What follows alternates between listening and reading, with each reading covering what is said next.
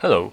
To unlock back taps on Samsung Galaxy S25 Ultra, first of all you'll have to go into the Galaxy Store and look for this application called Good Lock and simply install it.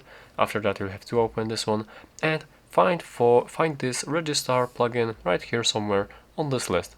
After that you simply have to install it and then go into this Registar.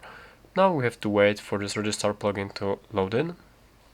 And right here we have the settings extensions and there is the back tap action. As we go in there, first of all we have to enable the back tap action, and right now we can manage it. So here we have the double tap and triple tap available. As we go in there, we can set up some different shortcuts, some different actions to happen.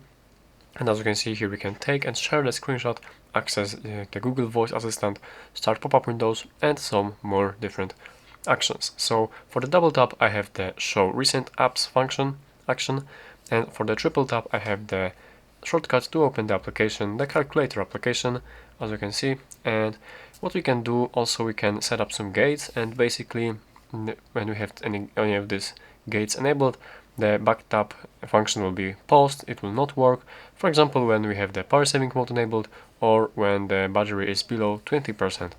And we can also adjust the sensitivity of this back tap function. And now let me quickly show you, as I will double tap on the back right now. Here we have this recent applications right here, and as I will triple tap, right here we have the calculator application, as you can see. So yeah, that's how to unlock the back taps, and that's how to manage it. That's how to manage this function right here. Thank you for watching.